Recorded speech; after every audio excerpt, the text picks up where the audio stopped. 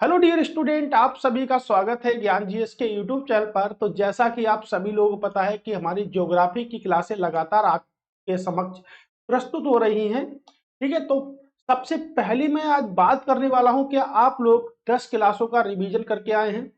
अगर आपने होमवर्क नहीं करके आए हैं, होमवर्क कन्वर्ट हो गया रिवीजन में। अगर आप होमवर्क नहीं करके आए हैं तो पहले आप इस क्लास को स्किप कर दीजिएगा। इस क्लास को स्किप करने से पहले 10 क्लासों को लगातार देखिएगा, जो कि आपको प्लेलिस्ट में मिल जाएंगी। ठीक है, अगर आप नए आए हुए हैं तो आप चैनल को सब्सक्राइब कर लें, क्योंकि डेली 4 बजे आपकी ज्योग्राफी क्लास हो रही है। और मैं इसी वीक आपके लिए एक नया क्लास लेके आने वाला हूं, जिसको मैं कह सकता हूं कि या तो लूसेंट की बुक पर हम चर्चा करेंगे शुरुआत से। अगर लूसेंट की बुक पर हम चर्चा नहीं करते हैं तो हिस्ट्री की शुरुआत हम करेंगे। ठीक है, अगले मंडे से हम दो दो क्लासें लेंगे। एक तो एक क्लासें जो आपकी चल रही है वो वाली क्लासें, और एक नई क्लासें जो हम आपके समक्ष प्रस्तुत करेंगे। तो देखते हैं कि हमारी क्लासें जो हैं वो किस प्रकार की रहेंगी। ये तो हमने आपको बता दिया है, लेकिन मेरी सबसे पहले आपसे एक ही विनती है कि आप लोग रिवीजन करके आए हैं। आप कंप्लीट रिवीजन करके आए हैं 10 क्लासों का। अगर आपने कंप्लीट रिवीजन नहीं किया है तो कृपया करके आप रिवीजन करिएगा सबसे पहले, उसके बाद आप यहाँ पर आइएगा। ठीक है, चलिए आज से हम फिर से प्रश्न करते हैं। 374 प्रश्न हम पिछली क्लास में क्लास नंबर 10 तक कर चुके थे।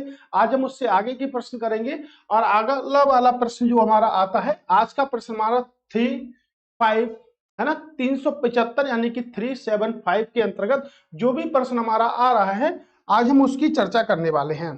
तो चलिए देखिएगा, आज हमारी चर्चा 375 प्रश्न से है, और हम टॉपिक वाइज आपके लिए, ठीक है, टॉपिक वाइज भी लेके आए हैं आपके लिए, चैप्टर वाइज भी लेके आए हैं, और आपके क्वेश्चन वाइज भी बेहतरीन बेहतरीन प्रश्न आपके लिए लेकर आए हैं। तो चलिए आज की क्लास में क्या रहते हैं, शानदार जबरदस्त एकदम जबरदस्त प्रकार के क्वेश्चन कौन से रहने वाले हैं, इस बात को ध्यान पर रखिएगा।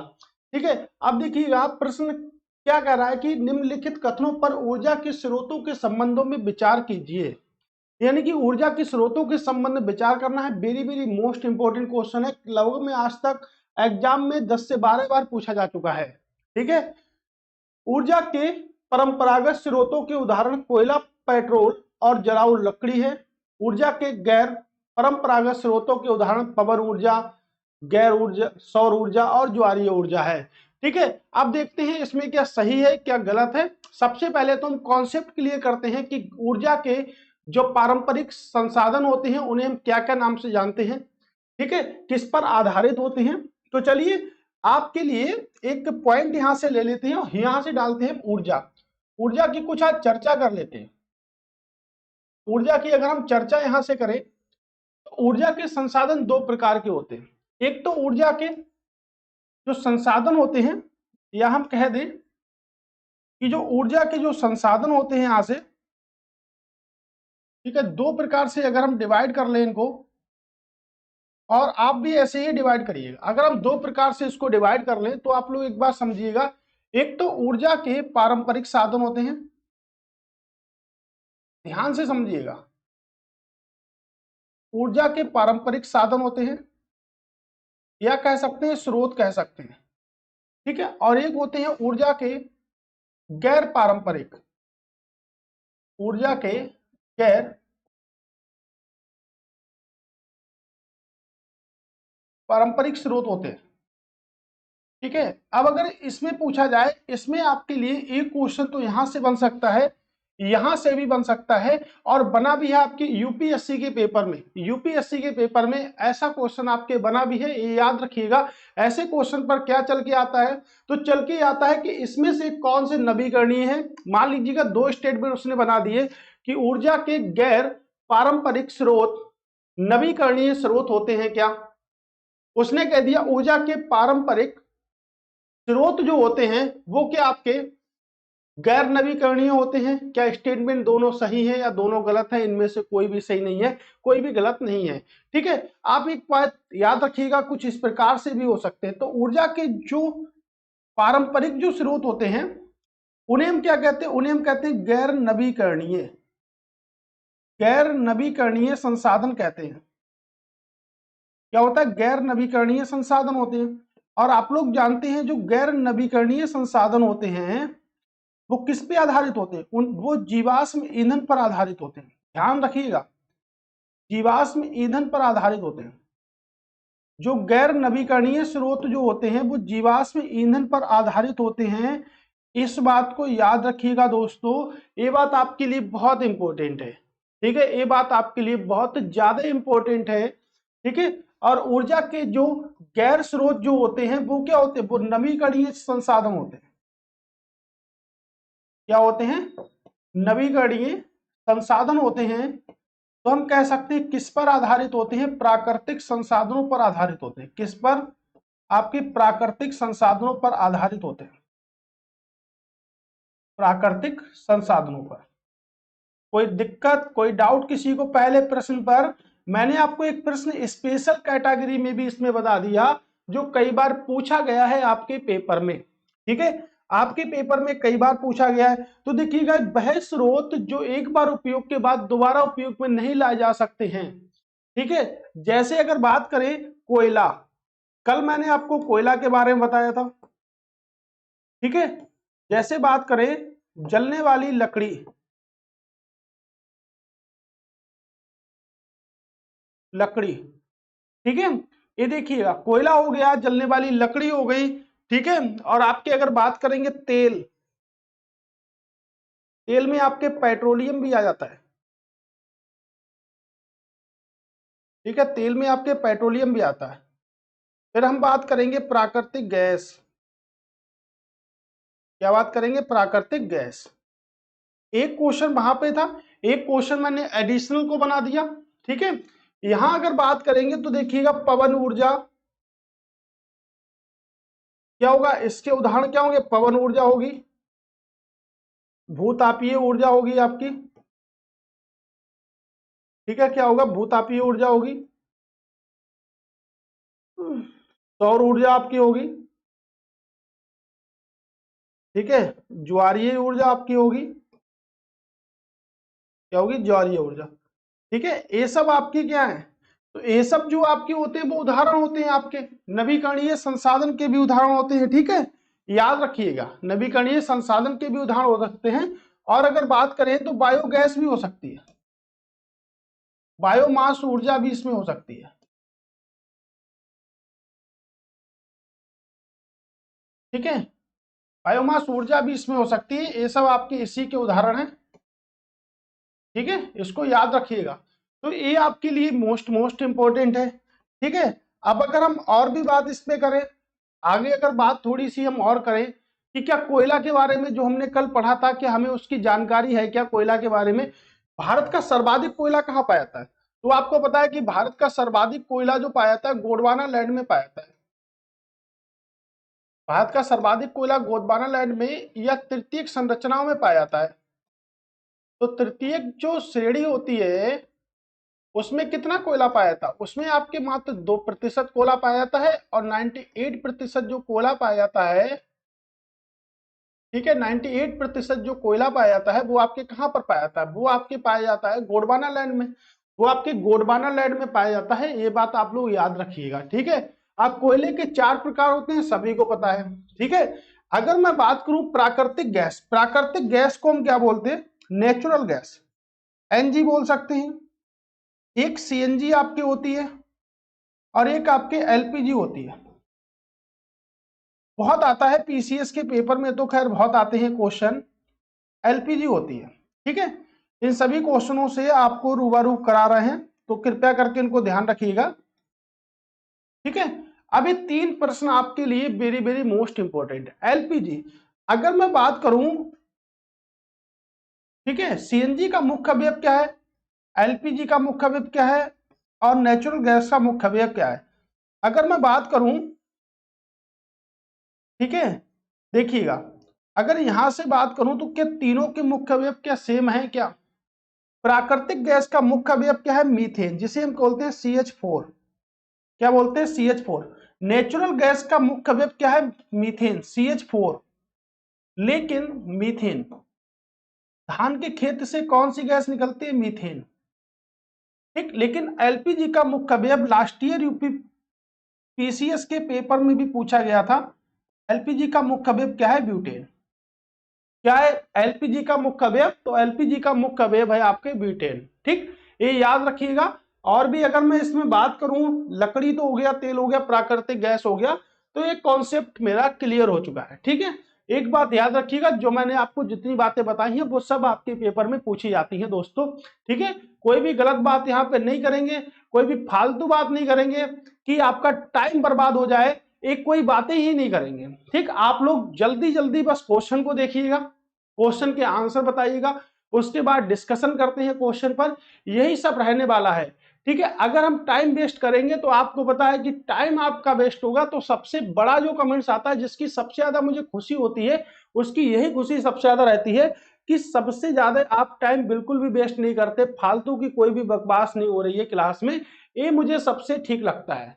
ठीक है, फालतू की कोई भी बकवास मैं ना चाहता हूं ना आप लोग करिएगा, सिर्फ देखिएगा आप लोग, और एग्जाम हॉल में आप सटीक क्वेश्चन लगा के आइएगा। ठीक है, ओवरऑल जितनी भी आपकी समस्या है उनके लिए व्हाट्सएप नंबर भी है, जो आप मुझे व्हाट्सएप कर सकते हैं। कोई भी किसी भी एग्जाम में किसी को परेशानी हो रही है, समझ में कुछ नहीं आ रहा, कोई भी जानकारी चाहिए हो आपको पढ़ाई से रिलेटेड, सिर्फ एजुकेशन से रिलेटेड, और मत पूछ लेना कि एस्ट्रोलॉजिस्ट पर बना दो, कि भाई कि बता दो मेरी नौकरी कब लगेगी, मेरी शादी कब होगी, है ना। मैं सिर्फ आपको एडवाइस दे सकता हूं कि भाई सिर्फ एजुकेशन के अंतर्गत, है ना। एस्ट्रोलॉजर नहीं हूं मैं जो आपको पूरी तरह से बता दूं कुंडली देख के। ठीक है, लेकिन कर मैं वो भी सकता हूं, लेकिन उसके लिए मेरे पास टाइम नहीं है। ठीक है, तो देखिएगा ऐसे क्वेश्चन जो मैं आपको समझा रहा हूं, एक क्वेश्चन को फुल डिटेल पार्ट में जो मैं आपको समझा रहा हूं, वो आपके लिए बहुत इंपॉर्टेंट है। उससे ज्यादा आपके लिए कोई भी इंपॉर्टेंट चैप्टर नहीं हो सकता। मैंने आपको बताया लगातार सीरीज पर बात करेंगे, एकदम नंबर 1 सीरीज पर बात करते वाले हैं। ठीक है, चलिए, शायद आप लोग स्क्रीनशॉट लेना चाहें तो इसका ले सकते हैं। ठीक है, अन्यथा तो हम इस क्वेश्चन को देखेंगे। अब इस क्वेश्चन को क्या आप लोग नहीं कर पाएंगे, मुझे इतनी बात बताइएगा। अगर इतना क्वेश्चन पढ़ने के बाद भी अगर ये क्वेश्चन सॉल्व आप लोग नहीं कर पाए, तो आप फिर कुछ नहीं कर पाएंगे, मैं सही बता रहा हूं। ऊर्जा के परंपरागत स्रोतों के उदाहरण क्या है? कोयला, प्राकृतिक गैस, जलाऊ, लकड़ी है, बिल्कुल ठीक है। ऊर्जा के गैर परंपरागत स्रोतों के उदाहरण क्या है? पवन ऊर्जा, सौर ऊर्जा। देखिएगा पवन ऊर्जा भी है, सौर ऊर्जा भी है, ज्वारीय ऊर्जा भी है। ए व बी दोनों सही हैं, यानी कि दोनों पुष्टि कर रहे हैं। Option number C, option number क्या होगा? सी राइट आंसर होगा। ठीक है मां, चलते हैं नेक्स्ट क्वेश्चन। निम्नलिखित में से कौन सा संसाधन भारत में अधिक विकसित नहीं है? कौन सा संसाधन ऐसा है जो कि अधिक विकसित नहीं है? ठीक है, पवन ऊर्जा तो विकसित है भारत में पूरी तरह से, ज्वारीय ऊर्जा भी विकसित है। देखिएगा पवन ऊर्जा भी विकसित है, ज्वारीय ऊर्जा विकसित है, और सौर ऊर्जा भी विकसित है। कैसे हैं आपके? नवीकरणीय संसाधन है, जिनका एक बार उपयोग करने के बाद भी दोबारा उपयोग किया जा सकता है, नवीकरणीय संसाधन है। तो ये तो वैसे ही नहीं होंगे, आंसर तो बिल्कुल अलग ही छप रहा है। भूमिगत जल ऊर्जा क्या है? भूमिगत जल ऊर्जा इसका राइट आंसर है, जो कि अलग से ही छप रहा है। ये आपको पता है कि ये तो नवीकरणीय स्रोत है, पृथ्वी पर सबसे अधिक विकसित भी हैं। ठीक है, भूमिगत जल ऊर्जा विकसित नहीं है। ठीक है, नवीकरणीय स्रोत है तो इन्हें गैर परंपरागत बोलेंगे। क्या? गैर परंपरागत, गैर परंपरागत स्रोत बोलेंगे या परंपरागत स्रोत बोलेंगे? ठीक है, देखिएगा कौन से स्रोत बोलेंगे, गैर पारंपरिक स्रोत बोलेंगे या परंपरागत स्रोत बोलेंगे। ठीक है, याद रखिएगा, समझाए हैं जो चीजें वो बिल्कुल याद रखिएगा। ठीक है, जो चीज आपको मैंने बताई है वो याद रखिएगा। तो नवीकरणीय स्रोत किस पे आधारित होते हैं? प्राकृतिक स्रोतों या प्राकृतिक संसाधनों पर। किस पे आधारित होते हैं? प्राकृतिक संसाधनों पर। ठीक है दोस्तों, याद रखिएगा, ध्यान रखिएगा एकदम जबरदस्त तरीके से। कोई दिक्कत कोई परेशानी हो तो आप लोग मुझे बताइएगा। ठीक है, ये देखिएगा आंसर क्या है, भूमिगत जल ऊर्जा। अगर जल की बात करेंगे तो जल को साइंस की भाषा में H2O बोलते हैं। अगर साइंस की बात करेंगे तो हाइड्रो ऑक्साइड बोलेंगे। क्या जल को क्या बोलते हैं हम? हाइड्रो ऑक्साइड बोलते हैं। लेकिन अगर यहीं पर अगर मैं बात करूं कि भारी जल को क्या कहते हैं, तो भारी जल को D2O कहते हैं। ठीक है, तो इससे हम क्या बोलते हैं, D2O जब इसमें लग जाता है तो हम इसे बोलते हैं ड्यूटेरियम ऑक्साइड बोलते हैं। क्या बोलते हैं, ड्यूटेरियम ऑक्साइड बोलते हैं भारी जल को। ठीक है, क्या बोलते हैं, ड्यूटेरियम ऑक्साइड बोलते हैं भारी जल को। ठीक है, और ऑक्साइड हाइड्रोक्साइड किसे बोलते हैं, जल को बोलते हैं। ठीक है, जल को क्या बोलते हैं, हाइड्रो। डीटीओ की जो खोज करी थी वो किसने करी थी, हेरोल्ड उरे ने की थी। किसने की थी, उरे ने डीटीओ की खोज की थी। ठीक है, ये सब याद रखिएगा। ओके, चलते हैं नेक्स्ट क्वेश्चन पर। भारत में सबसे बड़ा पवन ऊर्जा फार्म के पास स्थापित किया गया है। कह रहा है पवन ऊर्जा फार्म जो है किसके पास स्थापित किया गया है, केरल के कोची में, तमिलनाडु के चेन्नई में, तमिलनाडु के कन्याकुमारी में, महाराष्ट्र के बंबई में। केरल में जो तट है इसे हम कहते हैं मालाबार का तट। मैंने आपको पढ़ाया है, इसे हम क्या कहते हैं, मालाबार का तट कहते हैं। और जो तमिलनाडु में जो तट है उसे हम कोरोमंडल का तट कहते हैं। क्या कहते हैं, कोरोमंडल का तट कहते हैं। कौन से मंडल का तट कहते हैं भाई दोस्तों, कोरोमंडल का तट कहते हैं। याद रखिएगा इन चीजों को। इसे क्या कहते हैं, कोरोमंडल का तट कहते हैं। कन्याकुमारी को हम 3 सागरों का संगम कहते हैं। 3 सागरों का संगम कहते हैं कन्याकुमारी को। और 3 सागरों का संगम है तो वो 3 सागर आपको देखिएगा, अगर हिंदुस्तान की स्थिति की बात करेंगे तो ये क्या है, बे ऑफ बंगाल है, बंगाल की खाड़ी है, बे ऑफ बंगाल। अगर बे ऑफ बंगाल ए है तो ए क्या है आपके, हिंद महासागर है, हिंद ओशियन है, हिंद ओशियन है यहां पर। और अगर यहां से अगर बात करेंगे तो क्या अरेबियन सी है, क्या है आपका अरेबियन सी, यानी कि अरब सागर। तो इसी को कहते हैं 3 महासागरों का संगम कहते हैं। किसे, कन्याकुमारी को। 3 महासागरों का संगम किसे कहते हैं, कन्याकुमारी को 3 महासागरों का संगम कहते हैं। तमिलनाडु के कन्याकुमारी में, कहां पर है, तमिलनाडु के कन्याकुमारी में हम कह सकते हैं कोरोमंडल तट के क्षेत्र पर आता है।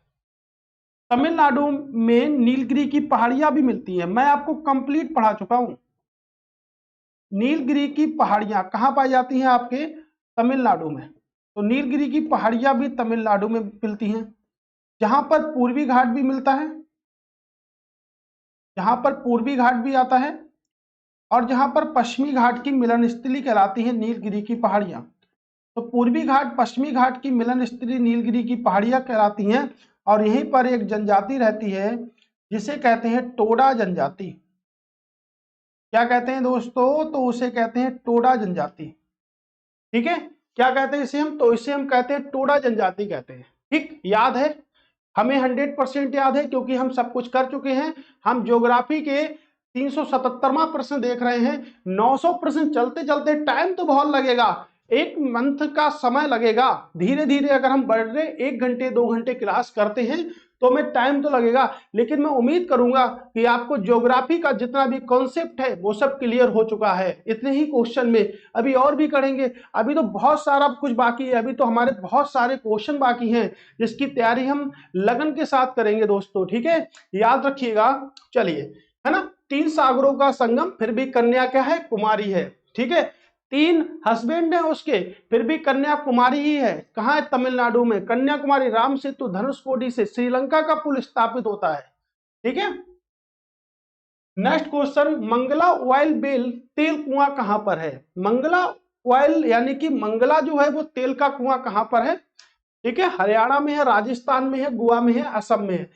पहली, भारत की पहली तेल शोधन जो कारखाना बनाया गया डिगबोई में, वो कहां बनाया गया, असम में बनाया गया, डिगबोई। तो सबसे पहला भी है, सबसे पुराना भी है, सबसे पहला भी है और सबसे पुराना भी है। प्रथम भी है और सबसे पुराना तो होगा जब प्रथम है तो। प्रथम बोलो या पुरातन बोलो, बात एक ही है। कहां पर है, असम में, गोवा में नहीं है। मंगला ऑयल वेल की अगर बात करेंगे तो स्थापित हुआ था 2004 में। कहां पर हुआ था, राजस्थान में। ठीक है, मंगला कहां मिलेगी आपको, राजस्थान के बाड़मेर डिस्ट्रिक्ट में। तो राजस्थान के बाड़मेर में मिलेगा आपको मंगला। ठीक है, राजस्थान के बाड़मेर में मिलेगा आपको मंगला।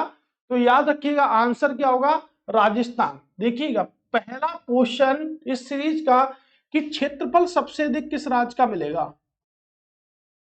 भाई क्षेत्रफल वाला राज्य सबसे अधिक क्या है, तो सबसे ज्यादा क्षेत्रफल है आपके राजस्थान का, उसके बाद है एमपी का, फिर है एमएच का, और फिर हम जो पढ़ रहे हैं यूपी के लिए तो यूपी का। ठीक है, किसका है, यूपी का। राजस्थान का क्षेत्रफल है आपके 10.43% पूरे भारत के अनुसार, और यूपी का क्षेत्रफल है 7.33% टोटल भारतवर्ष के अनुसार। ठीक है, आप याद रखिएगा सबसे छोटा क्षेत्रफल आपके किसका है, सबसे छोटा क्षेत्रफल है किसका है, गोवा का छोटा क्षेत्रफल है। बस आप लोग अब रिवीजन करते चलिएगा, और आपको आज से टोटल क्लासों में रिवीजन करते हुए मिलेंगे, क्योंकि लेक्चर नंबर 10 कंप्लीट कर चुके हैं। अगर अब भी रिवीजन नहीं करेंगे तो रिवीजन कब करेंगे, ये बात आप लोग समझिएगा। रिवीजन ड्रीम है आपका, ड्रीम अगर आप रखोगे तभी आपको रिवीजन की पूरी क्वालिटी मिलेगी। ठीक है, तो ड्रीम के बना के रखिएगा। राजस्थान के बाड़मेर में मंगला बनी है कंपनी। ठीक है, नेक्स्ट क्वेश्चन, भारत के राज्यों में प्रस्तावित आणविक शक्ति केंद्रों में संबंधित निम्नलिखित में से कौन सा युग्म सुमेलित नहीं है, तो कौन सा युग्म जो है वो सुमेलित नहीं है। जैतापुर कहां, महाराष्ट्र में है। तारापुर भी कहां पर है, महाराष्ट्र में भी है। जैतापुर भी महाराष्ट्र में है। भारत का पहला परमाणु संयंत्र कहां पर है, ठीक है, तारापुर लिख सकते हैं। प्रथम परमाणु संयंत्र पढ़ा चुका हूं मैं आपको, इसीलिए मैं आपको रिवीजन कराने वाला हूं। अब हर क्लास में ज्यादा से ज्यादा बातें होंगी। ठीक है, कहां पर है आपके, मुंबई में है। बंबई में कहां पर है, ट्रॉम्बे में। ट्रॉम्बे महाराष्ट्र में बनाया गया। ठीक है, बस याद करतीएगा। मीठी बिंडरी कहां पर है, गुजरात में है। ये भी सही है, ये भी सही है। हरिपुर कहां पर है, हरियाणा में है। नहीं, हरियाणा में कौन सा है, हरियाणा में आपके गोरखपुर है। गोरखपुर आपके कहां पर है, गोरखपुर परमाणु संयंत्र कहां बनाया गया, हरियाणा में। ठीक है, ये कहां पर बनाया गया, हरियाणा में। तो भाई एक बात बताइएगा, अगर ये हरियाणा में बनाया गया, ठीक है, अगर ये हरियाणा में है तो भाई हरिपुर कहां पर है, हरिपुर आपके वेस्ट बंगाल में। कहां पर है आपके, वेस्ट बंगाल में। ठीक है, कुबड्डा कहां पर है, ये भी सही है आपके, तो ये भी सही है। आंसर की अगर बात करेंगे तो आंसर तो बड़ा गजब का है, आंसर है आपका सी वाला। ठीक है, यही वाला आपका क्या है, गलत है। राइट, अगर यही वाला गलत है तो चलते हैं अब नेक्स्ट प्रश्न की ओर मूव करेंगे। नेक्स्ट प्रश्न क्या कहता है कि कोयना जल विद्युत संयंत्र परियोजना किस राज्य में स्थित है। कोयना, कोयना यानी कि कोयना नदी पर होगी। ठीक है, भारत की सबसे बड़ी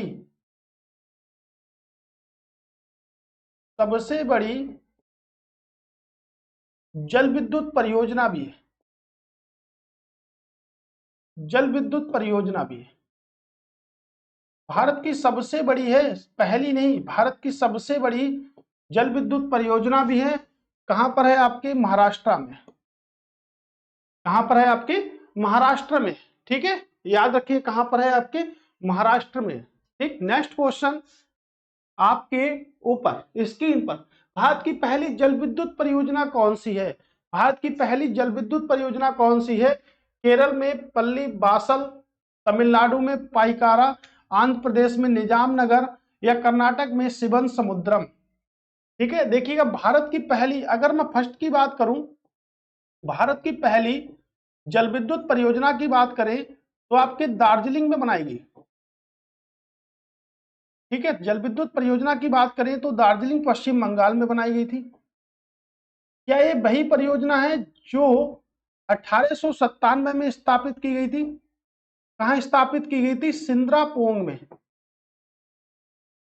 लेकिन इसमें तो आपके है ही नहीं, कहां स्थापित की गई, सिंगापुर में। अगर ऐसा प्रश्न आता है कि भारत की पहली जल विद्युत परियोजना बताइएगा, तो भारत की पहली जल विद्युत जो परियोजना है दोस्तों, वो आपकी सिंद्रापोंग है, पश्चिम बंगाल में, जो 1897 में स्थापित की गई थी। अगर ऑप्शन में वो आंसर होता तो आंसर आपके वही सही होता, लेकिन वो तो आंसर है नहीं, इसलिए हम इसको भी पहला ही मानते हैं, या पहला हम द्वितीय भी कह सकते हैं, सेकंड भी कह सकते हैं।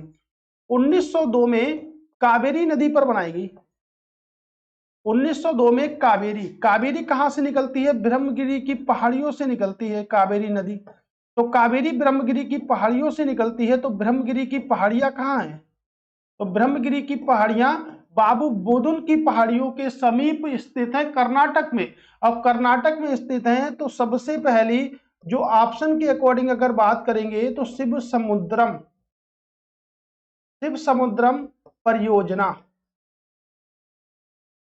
शिव समुद्रम परियोजना क्या होगा? शिव समुद्रम परियोजना। ठीक है, क्या होगा? शिव समुद्रम परियोजना होगी। राइट, कोई दिक्कत, कोई परेशानी दोस्तों? एक एक पॉइंट को ऐसे क्लियर करा है मैंने जो आपकी समझ नहीं, आपके दिमाग में बिल्बुक हो जाएगा, यानी कि घुस जाएगा एकदम 100% वाला। ठीक है दोस्तों, बहुत मेहनत करके क्वेश्चन लेके आता हूं, आप लोग लगातार इसी पर बने रहिएगा। ठीक है, बाकी तो आपकी इच्छा है कि आप कहां जाएंगे, आप क्या करेंगे, ये तो आपके ऊपर ही निर्भर करता है दोस्तों, मेरे ऊपर कोई भी बात निर्भर नहीं करती है। आपको बना के रखने की जिम्मेदारी मेरी है, तो मैं आपको पूरी लगन के साथ बता रहा हूं, एक एक क्वेश्चन स्पष्ट भी कर रहा हूं कि भाई कैसे कैसे आंसर बनेगा। तो आंसर इसमें क्या बनेगा? सिंद्रापोंग होता तो भाई आपका देखिएगा, आपका आंसर वहीं पर होता। ठीक है, ऑप्शन नंबर डी। अब देखिएगा कितना जबरदस्त क्वेश्चन है कि जल विद्युत शक्ति संयंत्र के लिए कौन से कथन सही नहीं है। तो जल विद्युत शक्ति संयंत्र के लिए कौन से कथन सही नहीं है, ये वाली बात पूछी जा रही है। ठीक है, नहीं है। विद्युत उत्पादन की लागत भार कारक के से प्रभावित होती है। विद्युत उत्पादन की लागत भार कारक से प्रभावित होती है, बिल्कुल भार कारक से तो प्रभावित होगी ना। तापीय शक्ति संयंत्र की तुलना में उपयोगी जीवन काल कम होता है, ये तो आपका गलत है, तो गलती पूछ रहा है। परिचालन लागत कम होती है, परिचालन लागत कम होती है, ये तो ठीक है, क्योंकि ए वाला और ए वाला एक ही में मिक्स करा गया। लोड में बदलाव पर तुरंत प्रक्रिया होती है, ये भी गलत है। पूछा है कौन से गलत है, तो 2 और 4 गलत है, 2 और 4 गलत हैं। ठीक है, ये याद रखिएगा, 2 और 4 गलत हैं पूरी तरीके से। नेक्स्ट क्वेश्चन देखिएगा, आपने देखा होगा, आप एक पुर्जा यूज करते होंगे जिसपे लिखा होगा जिंदल, जिंदल इस्पात और विद्युत लिमिटेड कहां पर है, इस पे सिर्फ इतना देखिएगा। विश्व का सबसे बड़ा कोयला आधारित, विश्व का सबसे बड़ा कोयला आधारित स्पॉन्ज आयरन निर्माण सुविधा जिंदल इस्पात एंड विद्युत लिमिटेड कहां पर स्थित है? जिंदल इस्पात कहां पर स्थित है? सिर्फ छोटा सा प्रश्न चलिए कर लेते हैं। मुदरई तमिलनाडु में है, बंबई महाराष्ट्र में, कोटा राजस्थान में, रायगढ़ छत्तीसगढ़ में। बताइएगा जिंदल स्टील कहां पर है? आपने देखो जिंदल की स्टील बहुत ही अच्छी आती, जो हमारे घर वगैरह हर जगह यूज होती है, जहां पर भी हम लगवाना चाहे बिल्कुल आपके जंग मुक्त होती है। ठीक है, आप देखिएगा रायगढ़ छत्तीसगढ़ में होता है। ठीक है, बल्लाहनर प्रश्न है, लेकिन प्रश्न की काबिलियत देखिएगा। विश्व का सबसे बड़ा कोयला आधारित स्पंज आयरन निर्माण सुविधा जिंदल स्टील एंड विद्युत लिमिटेड कहां पर स्थित है? तो रायगढ़ छत्तीसगढ़ में स्थित है। ठीक है, रायगढ़ में, छत्तीसगढ़ में टिन, इनकी एक टिन का भी निर्माण होता है, टिन का उत्पादन सर्वाधिक छत्तीसगढ़ में होता है। निम्नलिखित में से कौन सा स्थान पेपर विनिर्माण उद्योग के लिए जाना जाता है? पेपर विनिर्माण उद्योग के लिए जाना जाता है। कागज की बात कर रहा है, क्या कर रहा है? एक कागज की बात कर रहा है, कागज। अगर कागज की बात करेंगे तो कागज का जो आविष्कार किया था वो चीन के लोगों ने किया था। कागज की जो पहली मिल लगी थी वो पश्चिम बंगाल में लगी थी। पश्चिम बंगाल के कहां पर लगी थी? श्रीरामपुर में। जब पश्चिम बंगाल के श्रीरामपुर में पहली मिल लगी थी तो ये असफल हो गई। उसके बाद पश्चिम बंगाल के पोलीगंज में दूसरी मिल लगी थी। तो दोनों आपके पश्चिम बंगाल में लगी थी, लेकिन ये सफल हो गई, और ये दोनों की दोनों मिल आपके पश्चिम बंगाल में ही है। कहां पर है आपके पश्चिम बंगाल में, दोनों की दोनों में, ठीक है। और सफल हो गई, जब सफल हो गई तो कुछ स्थान हो गए, जैसे यमुनानगर हो गया आपका, बिल्कुल है, बल्लारपुर हो गया, बिल्कुल है, रायगढ़ आपका हो गया, सतना जो कि महाराष्ट्र में पड़ता है, मध्य प्रदेश में पड़ता है, वो नहीं है, यानी कि 1 2 3, 1 2 3 राइट आंसर है हमारे, ठीक है। गुवाहाटी भी आता है इसके अंतर्गत, तो अगर एक पेपर में पूछा गया था तो उसमें गुवाहाटी दिया गया था, गुवाहाटी यानी कि असम के अंतर्गत जो आता है, ठीक है, वहां पर भी कागज का उत्पादन होता है, ठीक है। तो गुवाहाटी आप इसमें और जोड़ लें। सहारनपुर शहर किसके लिए प्रसिद्ध है? रासायनिक उद्योग के लिए, कागज उद्योग के लिए, चमड़ा उद्योग के लिए, वस्त्र उद्योग के लिए, पूरे भारत में वस्त्र उद्योग के लिए कोयम्बटूर, कोयम्बटूर, कोयम्बटूर का सबसे जो ज्यादा उत्पादन होता है सूती वस्त्रों का होता है, वस्त्र उद्योग के लिए जाना जाता है कोयम्बटूर। कोयम्बटूर के बारे में मैंने पढ़ाया था, गन्ना प्रजनन अनुसंधान संस्थान भी कहां पर है? कोयम्बटूर में। गन्ना प्रजनन अनुसंधान संस्थान कहां पर है? आपके कोयम्बटूर में है, ठीक है। अनुसंधान संस्थान कहां पर है? आपके कोयम्बटूर में है, ठीक है। ये याद रखिए, गन्ना, गन्ना क्या है? गन्ना एक तना है, ठीक। अब देखिए कागज उद्योग तो अभी पढ़ा, लेकिन सहारनपुर भी किसके लिए प्रसिद्ध है? कागज उद्योग के लिए, ऑप्शन के अकॉर्डिंग कागज उद्योग के लिए, ठीक। नेक्स्ट क्वेश्चन क्या कहता है कि विश्व की सबसे बड़ी तैरती जल परियोजना में स्थापित की जा रही है, अब तो स्थापित हो चुकी है, की जा रही है, विश्व की सबसे बड़ी, कहां पर? आपके मध्य प्रदेश में। मध्य प्रदेश में कितने वाट की है? 600 मेगावाट, 600 मेगावाट की कौन से बांध पर बनी है? ओंकारेश्वर, ओंकारेश्वर बांध किस नदी पर है आपके? तो हम कह सकते हैं नर्मदा नदी पर, पश्चिम की ओर बहने वाली सबसे लंबी नदी, लिख सकते हैं पश्चिम की ओर, पश्चिम की ओर बहने वाली, बहने वाली सबसे लंबी नदी, पश्चिम की ओर बहने वाली सबसे लंबी नदी, ठीक है। मध्य प्रदेश के ओंकारेश्वर बांध नर्मदा नदी पर है, वहां पर सब विश्व की सबसे बड़ी तैरती, यानी कि तैरती को बोल सकते हैं फ्लोटिंग, फ्लोटिंग परियोजना, ठीक है, या प्रोजेक्ट बोल सकते हैं। फ्लोटिंग प्रोजेक्ट कहां पर बनाया गया? ठीक है, तो कहां पर? आपके मध्य प्रदेश में। कहां पर बनाया गया दोस्तों? मध्य प्रदेश में बनाया गया है, ठीक है, याद रखिए कहां पर बनेगा? मध्य प्रदेश में बनेगा। नेक्स्ट नेक्स्ट नेक्स्ट चलिए,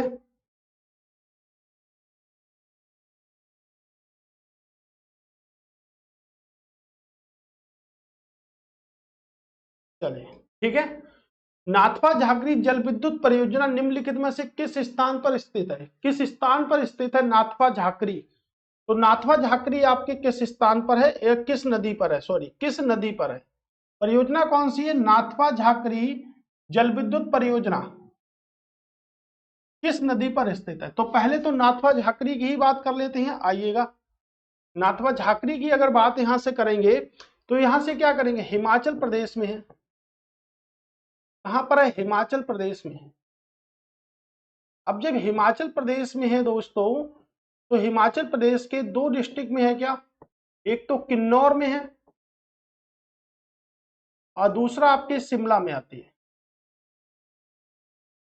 किस नदी पर है भाई मेरे? तो हम कह सकते हैं सतलज नदी पर है।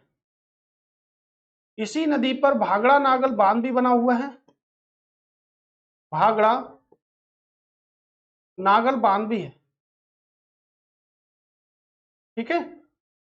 महापुराणों के अनुसार देखेंगे तो सतलज को शतुद्री के नाम से जानते थे, सतलज को शतुद्री के नाम से जानते थे, तो आंसर क्या होगा? सतलज नदी। क्या होगा आंसर? सतलज नदी होगा, ठीक है। आंसर क्या होगा? सतलज नदी, राइट। बात समझ गए? एक एक कॉन्सेप्ट, एक एक बात पूरी तरीके से क्लियर हो चुकी है। उम्मीद है कि शायद आपको अब परेशानी होने वाली नहीं है।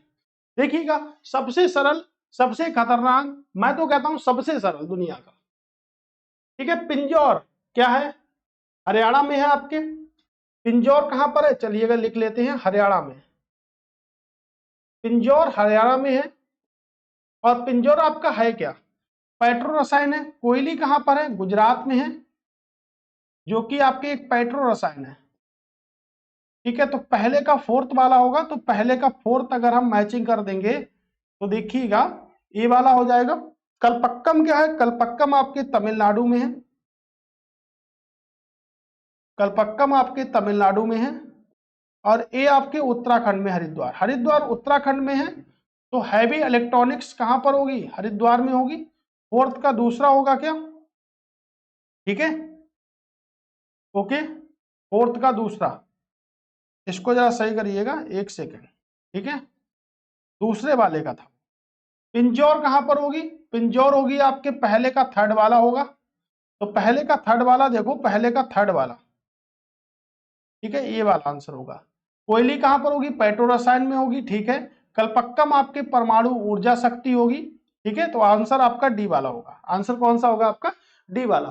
ठीक है, ऑप्शन क्या होगा? D, right. तो पिंजौर वगैरह मैं आपको पहले भी पढ़ा चुका था, इस बार एक फिर से देखा हमने। ठीक है, अब देखिएगा कुछ परियोजना है, जैसे सलाल बांध आपके किस नदी पर है? तो हम कह सकते हैं चिनाब नदी पर है। किस नदी पर है? चिनाब नदी। तो सलाल बांध चिनाब नदी पर है। तो आप लोग चिनाब नदी पर अगर बात करेंगे, बगली हार बांध भी किस पे है? चिनाब नदी पर। दुलहस्ती बांध किस नदी पर है? चिनाब नदी पर। दुलहस्ती बांध किस नदी पर है? चिनाब नदी पर है। ठीक है, तो भाई देखिएगा कहां पर है? आपके जम्मू कश्मीर में है। तो फर्स्ट का फोर होगा। तो फर्स्ट का फोर वाला देखिएगा, अगर फर्स्ट का फोर वाला है तो ए तो गलत हो गया और ए भी गलत हो गया। ठीक है, देवी घाट कहां पर है? लोकटक झील कहां पर है? लोकटक झील का पर एक तैरता हुआ नेशनल पार्क है। तैरता हुआ नेशनल पार्क यानी कि राष्ट्रीय उद्यान है। तैरता हुआ नेशनल पार्क है, जिसे हम कहते हैं राष्ट्रीय उद्यान किबिल लामजाओ। किबुल लामजाओ। ठीक है, कहां पर है ये? आपके मणिपुर में, मणिपुर। ठीक है, तो आपका देखिएगा सी का अगर बात करें, सी का फर्स्ट हो गया, तो सी का फर्स्ट हो गया। तो सी का अगर फर्स्ट हो गया, तो सी का फर्स्ट हो गया, तो ये हो गया। ठीक है, बैसोल्क परियोजना कहां पर है? हिमाचल प्रदेश में है। और देवी घाट आपके नेपाल व बिहार पे पड़ती है। नेपाल व बिहार पर पड़ती है। ठीक है, कहां पर पड़ती है? नेपाल व बिहार पे। देखिएगा नेपाल, नेपाल भारत के साथ बाउंड्री सीमा स्पर्श करता है। कितने? 1751 किलोमीटर की। लेक्चर कंप्लीट पढ़िएगा, सब कुछ समझ में आएगा। 1751 किलोमीटर की सीमा स्पर्श करता है। किसके साथ करता है? यूपी के साथ, उत्तराखंड के साथ, बिहार के साथ, बिहार के बाद में वेस्ट बंगाल के साथ। ठीक है, ओके, तो देखिएगा इनके साथ में सीमा को स्पर्श करता है उत्तर प्रदेश। और कुछ बच्चा? क्या ट्रिक है? उत्तर उत्तर बस पिंचरवा। देखिएगा उत्तर उत्तर, उत्तर उत्तर बस पंचरवा। तो सा बचा है, तो सा बचा है, सा से क्या होगा? सिक्किम। सिक्किम के साथ भी स्पर्श करेगा सीमा, कौन? उत्तर प्रदेश। 1751 किलोमीटर की सीमा को स्पर्श करता है उत्तर प्रदेश। ठीक है, कितने किलोमीटर की? 1751 किलोमीटर की सीमा को स्पर्श करता है उत्तर प्रदेश। ठीक है, याद रखिएगा। ओके, गुड, चलते हैं नेक्स्ट क्वेश्चन की ओर। अगला क्वेश्चन क्या कहता है कि सूची ए को सूची बी से सुमेलित करना है। सतपुड़ा विद्युत है आपके राज्य, सतपुड़ा आपके कहां पर है? मध्य प्रदेश में है। टनकपुर आपके उत्तराखंड में है। दोबल आपके महाराष्ट्र में है। लो भाई, धुबर आपके कहां पर है? गुजरात में। पहले का फोर वाला होगा, पहले का फोर वाला होगा, तो पहले का फोर ये है। और धुबर आपके गुजरात में है, फिर थर्ड वाला होगा। ठीक है, या दोबाल की बात, टनकपुर की बात करेंगे उत्तराखंड में, तो आपका जो आंसर होगा वो आपका सी, डी वाला आंसर होगा, डी वाला आंसर क्या होगा आपका, डी। ठीक है, आंसर आपका डी है। देखिएगा एक दो भी अगर हमें पता होते हैं तो हम आराम से इसमें कर सकते हैं, तो इसमें कोई परेशानी वाली बात नहीं है। भारत में बृहत्तम नदी परियोजना में विवादग्रस्त होने के पीछे प्रभावी कारण क्या है? भारत में बृहद नदी घाटी परियोजनाओं के विवादग्रस्त होने का प्रभावी कारण क्या है? इंपॉर्टेंट है। प्राकृतिक संस्करण है, बिल्कुल है। हरे वृक्षों की कटाई है, बिल्कुल है। जनसंख्या का स्थानीयकरण, स्थानांतरण है, बिल्कुल है। उपयुक्त सभी भी है, तो भाई उपयुक्त सभी देखिएगा राइट आंसर। जनसंख्या, जनसंख्या को बोलते हैं पॉपुलेशन। जनसंख्या दिवस कब बनाते हैं? बहुत आता है पेपर में, 11 जुलाई को बनाते हैं। जनसंख्या के अध्ययन को क्या कहते हैं? तो जनसंख्या के अध्ययन को कहते हैं डेमोग्राफी। जनसंख्या के अध्ययन को क्या कहते हैं? तो जनसंख्या के अध्ययन को कहते हैं डेमोग्राफी। क्या कहते हैं दोस्तों? डेमोग्राफी जनसंख्या के अध्ययन को कहते हैं। हरे वृक्षों की कटाई हो गई, जनसंख्या का स्थानांतरण हो गया। ठीक है, ओके, बात करेंगे। अगर हम बात करें अंतरराष्ट्रीय वन दिवस कब बनाते हैं? अंतरराष्ट्रीय वन दिवस कब बनाते हैं? बहुत इंपॉर्टेंट है अंतरराष्ट्रीय वन दिवस। तो कई बार मैंने आपको बताया है अंतरराष्ट्रीय वन दिवस 21 मार्च को बनाते हैं। कब बनाते हैं? 21 मार्च को अंतरराष्ट्रीय वन दिवस बनाते हैं दोस्तों। 21 मार्च को क्या बनाते हैं? अंतरराष्ट्रीय वन दिवस बनाते हैं। भारत के किस राज्य में ज्वारीय ऊर्जा का सर्वाधिक संभावना विद्यमान है? किस राज्य में ज्वारीय ऊर्जा? ज्वारीय ऊर्जा कैसी ऊर्जा है? ऊर्जा का नवीकरणीय स्रोत है। ज्वारीय ऊर्जा ऊर्जा का नवीकरणीय स्रोत है, पढ़ा था ना हमने। नवीकरणीय होंगे तो गैर परंपरागत साधन होंगे, और नवीकरणीय कहां से आते हैं? प्राकृतिक संसाधनों से आते हैं। तो सबसे ज्यादा जो भंडार है वो कहां पर विद्यमान है, ये पूछा गया। तो सबसे अधिक भंडार जो विद्यमान है वो कहां पर है? आपके गुजरात में। ठीक है, कहां पर है? गुजरात में। केरल के तटवर्ती भागों में मत्स्य पालन या मत्स्य व्यवसाय के लिए निम्नलिखित में से कौन सा तत्व बाधक है? मत्स्य के लिए कौन सा तत्व बाधक है? नीली क्रांति। नीली क्रांति, चलिएगा बात करते हैं नीली क्रांति का जनक किसे कहते हैं। आपके लिए होमवर्क क्वेश्चन है कि नीली क्रांति का जनक किसे कहते हैं। तो नीली क्रांति का जनक किसे कहते हैं? क्या हीरालाल चौधरी को कहते हैं? नीली क्रांति की शुरुआत 7वीं पंचवर्षीय योजना में की गई। 7वीं पंचवर्षीय योजना में की गई। ठीक है, नीली क्रांति की शुरुआत कब की गई? 7वीं पंचवर्षीय योजना में। कौन सी है? जल वायिक विभिन्नता है, कम तटीय क्षेत्र है, अपतट रोधिकाएं हैं। आंसर क्या होगा? Option number C, option number C. ठीक है, नेक्स्ट क्वेश्चन क्या कहता है हमसे?